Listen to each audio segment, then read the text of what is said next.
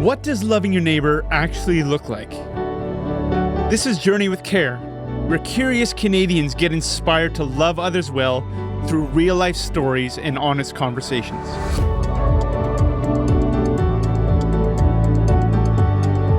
Welcome to another episode of Journey with Care. We are in the midst of our series, Differently Wired for Community. So we've had several guests on already, and today we have actually another guest that is also going to be talking about ADHD, which we had Marcia talking about.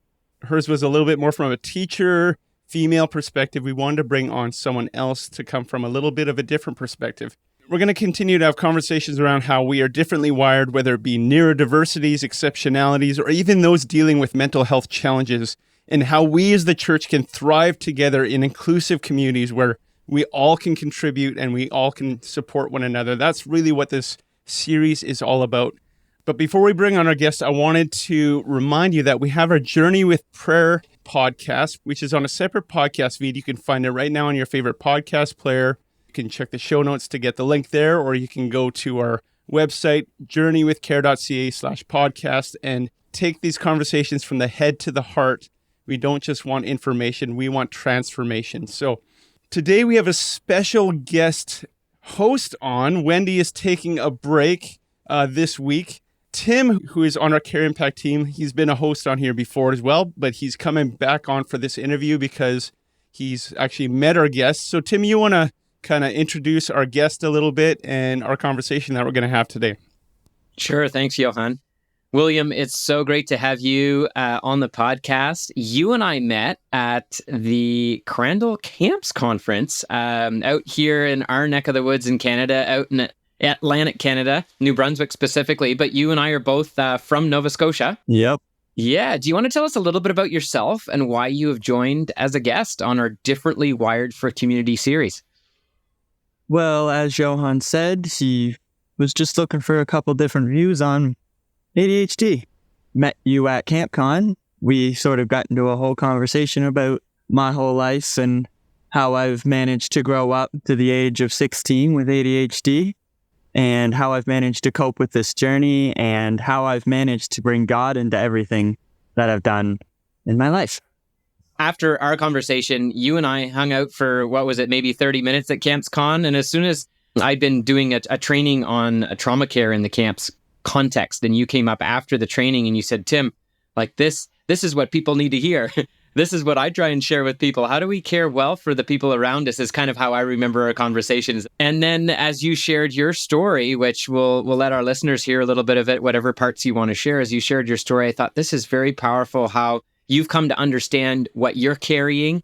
You've helped others around you understand you. And I've even heard, especially in the camp's context, that you reach out and help other people understand how they're differently wired and how they can really receive the kind of care that you know you've needed all along. And sometimes you've got and sometimes you haven't. But before I dive in the deep end, can you start by sharing your personal journey with ADHD and mental health challenges that you faced along the way? Would you be able to kind of give us a little bit of a journey?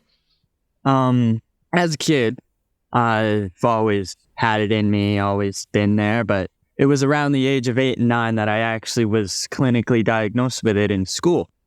I remember it being very, very difficult in schools to learn and do anything because as a child, the ADHD was always so bad that I couldn't even sit in my seat correctly.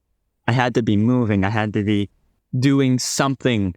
It was very, very hard for me to focus on what I was trying to learn in class because there's just so much going on around you in a classroom that nobody else ever sees. The normal person can look up at a board and just figure out what's going on and be like, hey, this is now my memory. What I have found with me personally is that if you sit me down at a table and try and make me stare at a thing, and you're trying to teach me simple basic math, 1 + 1 = 2.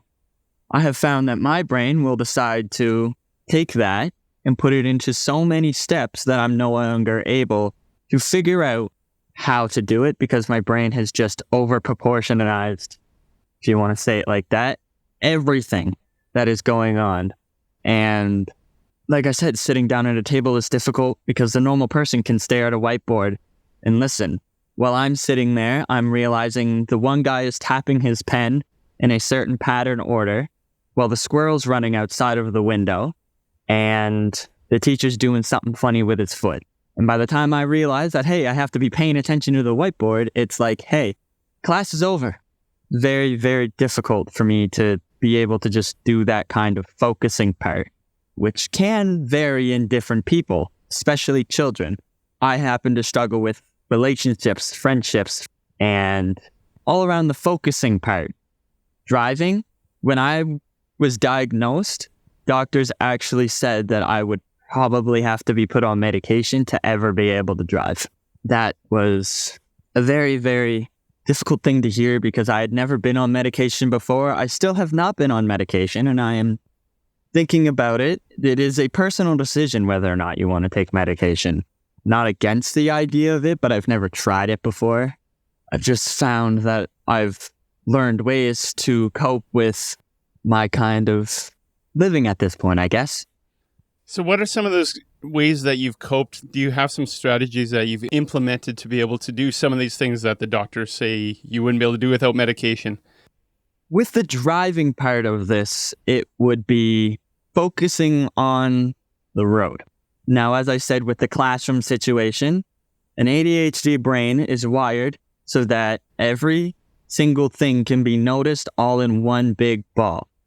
Like my brain has 200 separate roads that are all interchanging, trying to get past each other, but they're all trying to get to the same spot at the same time.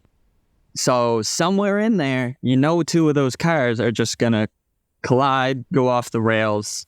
That kind of collision can be, I forgot to put on a blinker. And it just takes time because my brain has a hard time focusing on multiple things at one time. For instance, my mother, who is one of my biggest supporters ever, love her so much, has figured out ways to get around my ADHD. One of them being is that she will never give me multiple things to do. She will never be like, sweep the floor, do the laundry, do the dishes, then go clean the bathroom.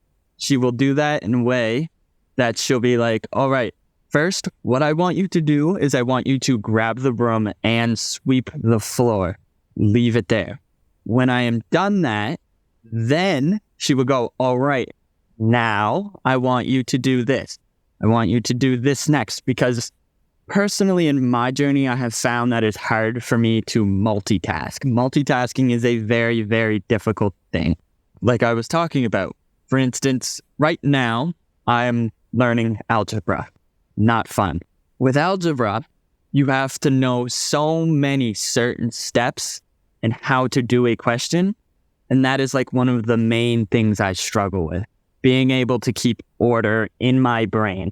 That's why I like having schedules. That's why I like knowing what's going on next so I can prepare and be able to plan my body to know what is going to be happening, how I need to behave.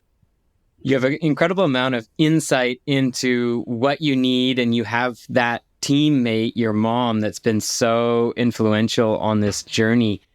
When was the kind of the first moment in your life that you realized that you had ADHD, and how did that affect you? Just going back in your story a little bit. The first time I would say I ever really started figuring out that I had ADHD was school. Now, at the time, I knew I had it. I knew that I was diagnosed with it clinically, but I had no idea what it was until teachers started saying, hey, have you ever tried a special ed class? Have you ever tried going in a separate room by yourself where there's no distractions, where there's no nothing, and you can just sit down and focus? I was offered it, and I was like, I don't need that. And then they were like, we're going to let you try it. I will never forget the day that they brought me into a room, and I was like, man, it is crazily different how much easier it is to focus in a room with no distractions. And there was always like the special chairs, the special fidgets that they were always like, do you want to try this while you do your work? And I was always like, no, I don't need it. But then I started opening up to the options of like even a simple swivel chair, just something that can keep your body moving while you focus. Because I have had so many days in school that I was sat down in a desk and didn't learn anything. But as soon as you take me out of that setting and you put me in an environment where I feel like I am not distracted, I have one-on-one help, it really makes a difference in the way you think about it. That's really helpful to get your perspective and to hear that there were people that were able to see your challenges and journey with you. William, when you shared your story with me the first time, you were sharing the connection between this journey that you were on with ADHD, the realization with the, doctor saying, hey, this is what it is, and kind of how that affected you. And then journeying from there, you've shared a little bit of the connection that you've seen between ADHD and your experience of it and your mental health. Do you want to share a little bit about that? The way I see it is I have undiagnosed anxiety. It's not diagnosed by doctors, but I have had panic episodes. I have had 2-hour-long panic episodes where it feels like just a war going on inside your head between ADHD and anxiety. Because anxiety, I have found in me, is like, stay home, lay down in bed. You don't want to do anything. You don't want to go out. But then you have the ADHD side that is like, go outside, get this done. You need to do this now, right now. And it's like, they just don't ever find the right socket to fit into each other and try and work with each other. It's one of the things I'm still struggling as a teenager to learn, how to manage and cope with anxiety and ADHD, just trying to always bang heads with each other. And there is a couple of ways I've learned to deal with it. I always try at least once a week, if not more, to just sit down and do nothing. It is crazy what that will do for you. And I'm not like talking do nothing like play a video game or read a book. I literally mean just sit down and do nothing. I know that a lot of people probably don't have the time to do that, but if you can make time to just sit down in your bed, have a quick prayer to God, be like, hey man, this is what's going on through my week. This is how I've tried to deal with it, and try and be able to have that one-on-one connection with God in a way that is pure and holy of all kind of outside distractions, because that is a time that I like to try. And I will admit, reading is very difficult for me because I find it very, very boring. So reading my Bible and praying have always been a difficult thing for me. But I really do try to set apart a time that it is just me and him. Because with these two things clashing, you're always like, when's it going to end? When's the next thing going to happen? When's the next attack going to start? When am I going to crash from ADHD? But if you just take that minute and you just sit down and you reflect on what you have done that week, and you give yourself mercy for any kind of bad things you've done that week, I swear it goes the longest way. That's incredible, William. It feels like you're speaking to me and to our audience about spiritual practices, silence and solitude, being by yourself, and Sabbath, where doing nothing is actually doing something. I think this is absolutely brilliant that you found these as coping strategies for the anxiety and ADHD that you're saying do this sort of tussle in your head, right? And I love that you've had people in your life that have journeyed with you and supporting you. And do you feel that some of those relationships have played into you discovering these coping mechanisms as well as discovering the challenges that you had? Yeah, I would say that. I have a best friend. His name's Josiah, and he is literally like the main person I can trust with just about anything you can think of. And if I ever have a problem, he's the person I go to. That is a suggestion for not only people with ADHD, anxiety, any kind of mental disorder you may have. Always have somebody. Always have a place that you feel safe to be yourself. Always have a person to be able to say, I feel safe to be around you and being myself. Because if you do not have that person and you are living your life in a way that just feels like a lie, then not only will anxiety get worse, you may start to come up with other symptoms like depression and things that you don't want because you just can't be yourself. I have found it so beneficial to know that there is someone in my corner that whenever anything happens, that they will be there for me. And it is such a relief of the mind knowing that even when your anxiety is flaring up and you're going through episodes and depression's at an all-time high, and you can just be able to go on your phone and just know that there is someone that you can talk to, someone that is willing to sit down and listen to you. Can you think of any specific moments or times where you had that person to sit down with and it's been a big help? Like, can you think of any examples? Yes, I can. Last year at camp, I had one of the biggest anxiety attacks I've ever had. It was 2 hours, 30 minutes long. I will never forget it. It felt like I was dying. Just like all of the specialists and everybody I've heard talk about it, it really does feel like you're dying. Josiah, my best friend, we work at this summer camp together. And it was a very long night, and I was trying to find my director. And out of nowhere, I just felt it inside of me. And if you've had anxiety attacks and episodes, you know the feeling of dread that comes over you when you know it's going to happen. You feel your adrenaline just start coursing through your veins, and you're like, I know this is about to happen. I need to sit down. I need to find that person. And it was Josiah that sat down with me and was honestly the reason that panic attack did not go on for 3+ hours. It was so beneficial that he was there. And I'm so glad to say that I had him in my corner, just like I wish upon everybody else to be able to say, I have someone in my corner that I can trust in any moment of any feeling.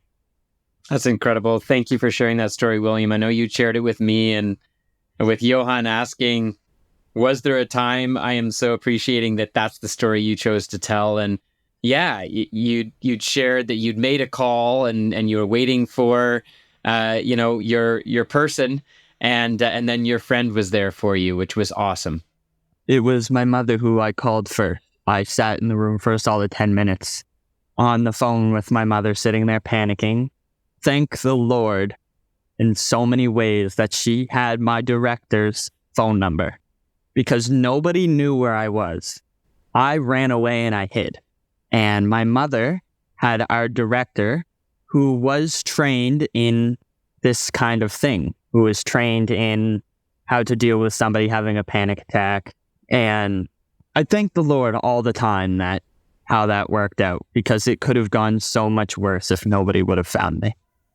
And it's beautiful that somebody in the camp context had that training, that capacity. And when I was hearing you share, I was thinking how powerful it is that you're in a camp context and you're able to offer your gift, and how important it is, you and I were discussing a little bit, for camp teams, for any kind of team, to be equipped. And that's one of the reasons we're having this podcast, to allow more people to think about, am I equipped to care for those around me, or for those who are carrying challenges, who are differently wired? Who are those people? I love how you've kind of pushed that point home, is who is your person?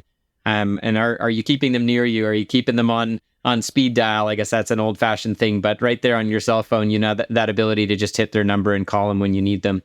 So pivot a tiny bit, just because you've already taken us into the camp context. You've been involved in volunteering with camp work in Atlantic Canada for a little while now. What inspired you to start, and what's that experience been like for you?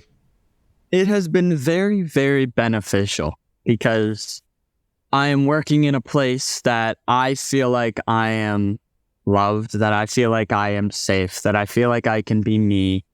Working with my best friends, it's really one of the best decisions I've ever made. But there were steps before this decision, and I was nervous to take this job because this was the year that my father had passed away in a tragic boat accident.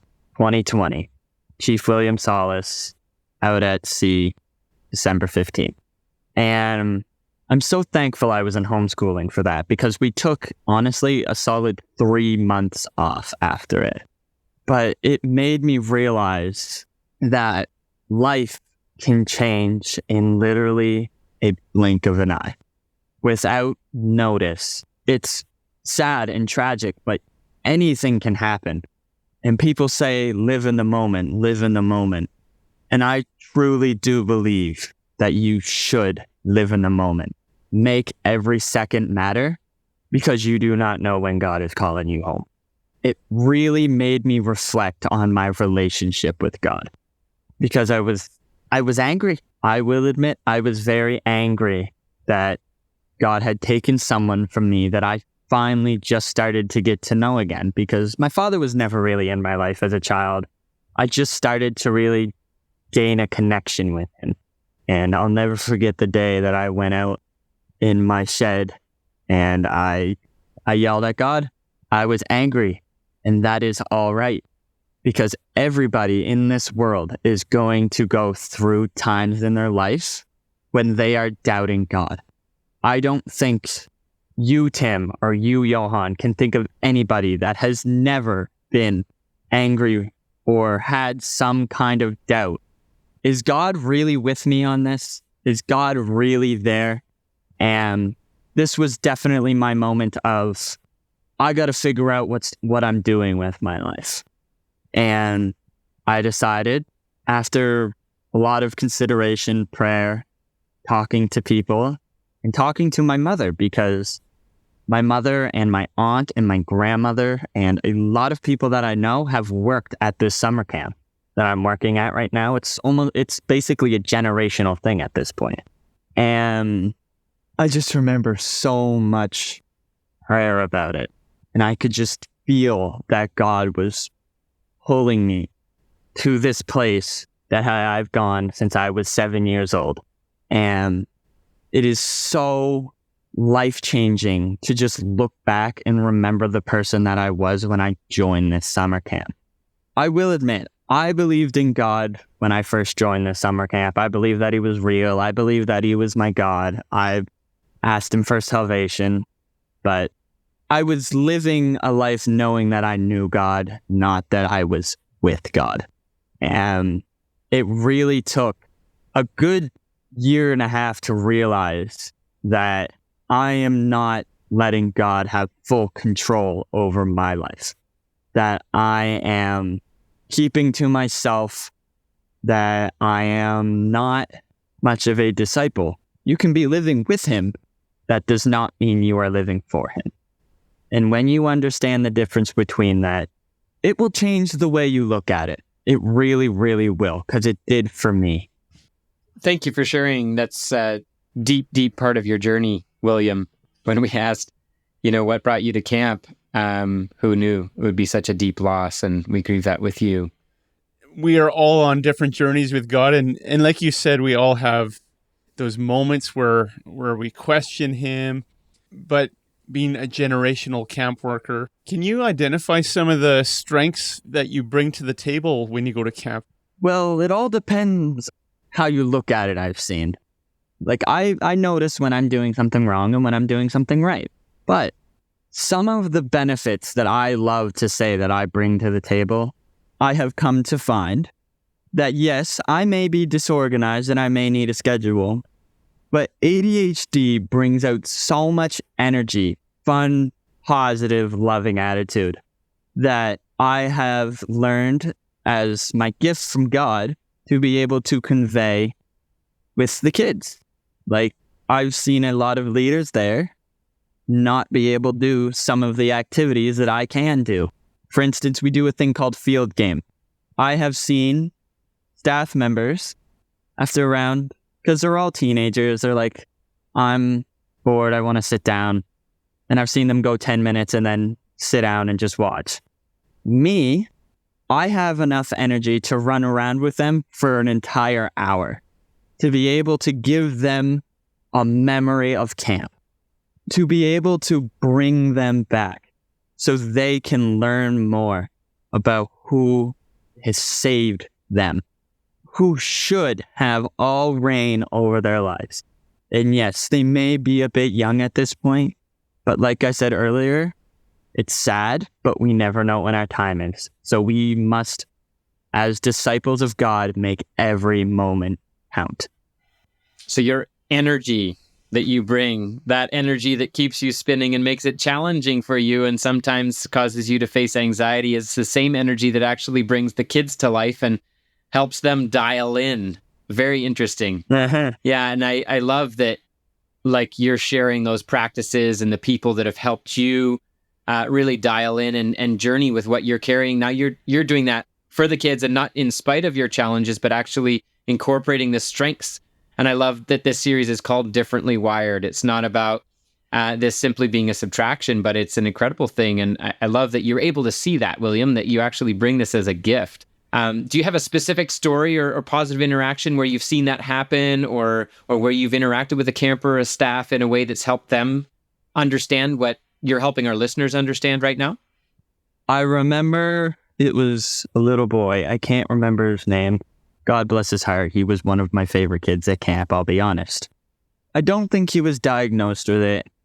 There was nothing in his record when he came out of the cabin saying that he had it. But I remember him just always being like, what are we doing next? What are we doing next? I want to be prepared. I want to know what's going on. I never said this to him personally, but I was like, this kid acts a lot like me. And I'll never forget one night. We were in the cabin. It was bedtime. It was brush your teeth. And we were all eating snack. And I walked over to him because I wanted to test something. And I asked him a certain series of questions. I was like, it was just a checklist. I was like, have you done this? Have you done this? Have you done this? Have you done this? And I did it for 4 nights.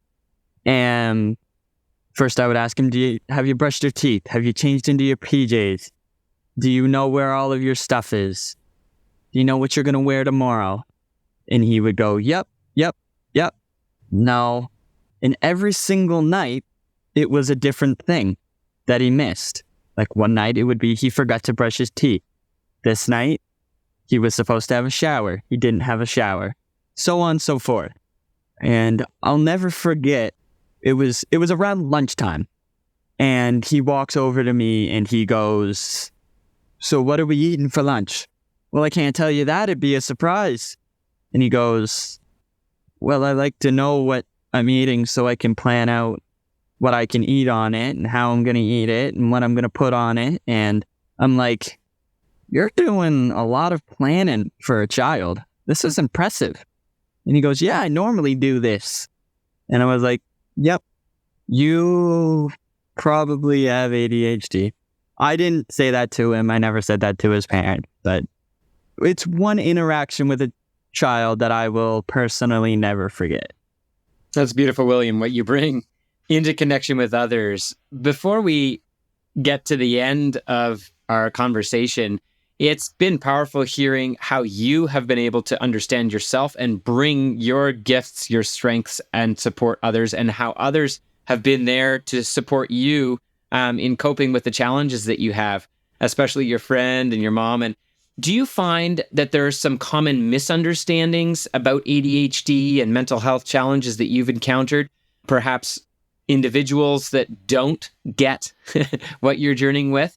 Are there some common misunderstandings that you could share with our audience?